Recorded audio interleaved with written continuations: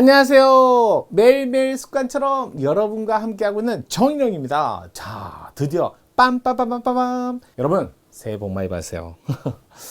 자, 정말 박수치고 막 그럴 날 그런 것보다는 좀 차분하게 한 해를 드디어 시작하는 날이니까 차분하게 1년을 한번 기획을 잘 해보시길 바라겠습니다. 오늘 쉬는 날로서 이제 조금 여유롭게 지내는 날이기도 하지만 그래도 할 건 하시면서 25년 한 해를 어떻게 잘 무슨 이벤트가 있는지 없는지 이런 것들을 잘 살펴보는 게 좋을 것 같아요. 직장인 같으면 빨간 날이 며칠일까, 그 다음에 무슨 날 쉴까, 이런 것들을 많이 보고 1년 계획을 세우기도 하지만 그래도 공부하시는 분이라면 올해 꼭 합격하겠다, 어떻게 진행을 하겠다, 이런 계획도 꼭 설정해 주는 게 좋을 것 같아요. 반드시 지키라고 계획을 세우는 거, 그게 아니에요. 시도하는 게 중요한 거잖아요. 반드시 되는 건 아니잖아요. 작심삼일 이런 얘기도 있잖아요. 작심삼일한다고 해서 계획을 수립하지 말라는 건 아니잖아요. 우리 같이 합시다. 같이 가고 같이 뜁시다. 25년도 여러분과 함께 뛰는 매일원법이 되리라고 장담하고 꼭 책임지고 따라가게, 여러분이 이끌어가게 하겠습니다. 여러분이 이끌고 여러분 따라오시고. 자, 그러면 말이 좀 섞였는데요. 자, 그러면 올해도 열심히 출발해 봅시다. 25년 1월 1일 수요일입니다. 신체의 자유주의 영장제도요. 자, 영장주의 요거 조금 살펴보면서 정리하도록 할게요. 자, 기본적으로 영장제도 이렇게 됐는데, 자, 이게 우리 헌법에 자, 조문이 여러 개 나눠져 있어요. 12조 1항, 그 다음에 12조 3항, 그 다음에 16조, 그 다음에 18조, 이런 식으로 영장의 근거가 여러 개 나눠져 있습니다. 요거는 주거에 관한 압수, 수색, 영장, 요거 근거가 여기죠. 그 다음에 요거는 통신에 관한, 자, 감청영장이죠. 영장. 자, 아무 말 없어도 사전영장이 원칙이고 사후영장 예외 있습니다. 그래서 여기 감청이라는 거하고 압수수색은 다른 말이고요. 대상이 주거라는 거, 그 다음에 신체에 관한 압수수색영장, 요거하고는 다르죠. 거기다 12조 1항, 요거는 법원의 직권으로 나오는 명령장, 이렇게 나오는 거고, 그 다음에 요거 12조 3항은 검사의 신청에 따라 법원이 발부하는 허가장, 이렇게 되는 거고요. 자, 기본적으로 이런 영장은 반드시 특정. 그러니까 압수수색 영장 가지고 감청 영장을 사용하시면 안 되죠. 감청은 엿듣는 것뿐만 아니라 남의 거 몰래 보는 것도 해당됩니다. 그래서 그래서 별건, 수사 영장은 위헌이라는 거 꼭 기억하셔야죠.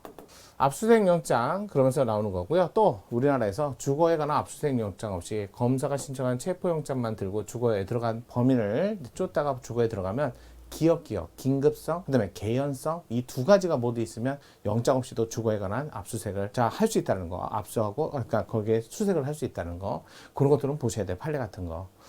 자, 그래서 여기서 말하는 검사는 검찰청법상 검사만을 의미하는 건 아니다. 검사만을 의미하는 건 아니다. 왜? 특별.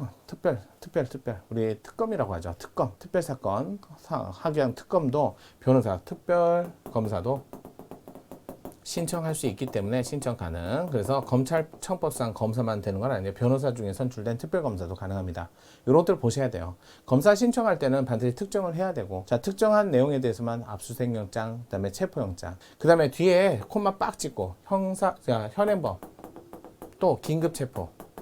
긴급체포 요건은 외우셔야죠. 장3이라고 하죠. 장기 3년 이상, 이렇게 장3. 이럴 때는 영장 없이 체포하고 언제까지? 48시간까지. 그러면 48시간 이내에 더 계속 구금이 필요한 경우, 그럴 때는 구속영장을 신청해야죠. 영장을 48시간 이내 신청을 하셔요. 신청만 있으면 되죠.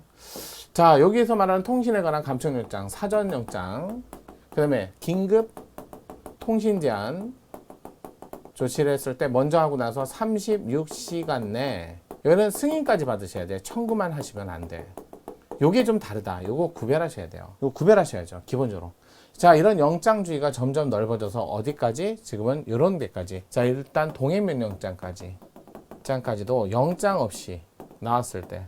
자, 여기도 적용되는데 어떻게? 강제 절차일 때. 그래서 지방의회 사건하고 특별검사 사건에서는 이건 강제적 절차에 해당되기 때문에 형사처벌까지 되니까 영장 없이 나오면 위헌이고, 하지만 국회, 법원에서는 영장 없이 동의명령 나오는 거 이거는 원래 권한자고 국회는 임의적 절차이기 때문에 합헌이다.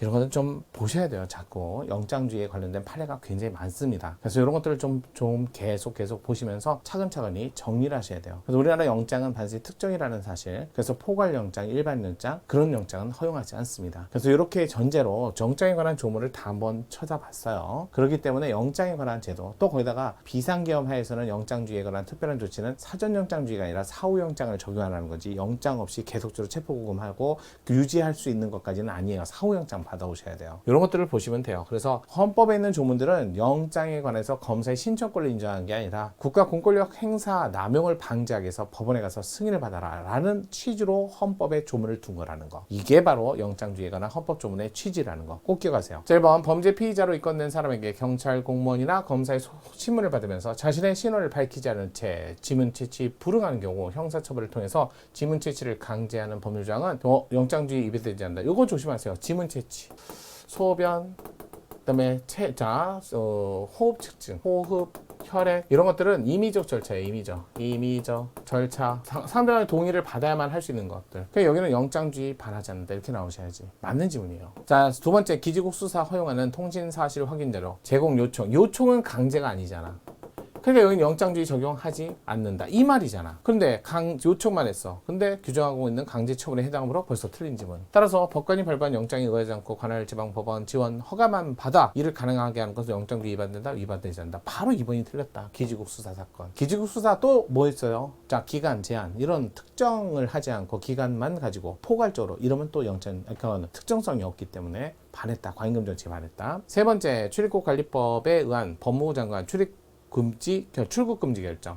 이거 강제 절차 아니에요. 행정 절차 일종의 행정. 그러면서 강제 절차도 아니에요. 왜? 아니, 가둬놓는 게 아니잖아. 또 불복 절차도 마련돼 있어요. 불복 절차도 마련돼 있어요. 그렇기 때문에 국민의 출국의 자유를 제한하는 행정처분일 뿐 영장주의 적용되는 신체에 대한 직접적으로 물리적인 강제력을 수반하는 강제처분은 아니다. 맞죠? 4번, 관계행정청이 등급분리를 받지 아니하거나 등급분리를 받은 게임물과 다른 내용의 게임물을 발견하면 수거 폐기, 이건 위험원을 제거하는 거 영장 없이도 가능합니다. 수거 폐기 할 수 있도록 한 건 위험원을 제거, 행정상 강제죠. 여기는 영장주의 적용하면 안 합니다. 법률조항은 긴급한 상황 대처를 위한 것으로서 불가피한 헌성과 정당성을 충분히 인정되는 경우이므로 영장 없는 수거를 인정하더라도 영장주의 위배된 것을 볼 수 없다. 맞는 지문. 그래서 정답이 2번. 어렵지 않았죠? 네, 정리 잘 하시고요. 조문 싹 다 제가 헌법 조문 다 열거해서 넣었으니까 정리 한번 하세요. 자, 기본적으로 신체 자유를 12조 1항부터 해가지고 쫙 보는 게 아니라 기본적으로 영장에 관련돼서만 정리해봤습니다. 자, 오늘도 이렇게 갔으니까 1월 1일 시작했으니까 12월 30일까지 저는 쭉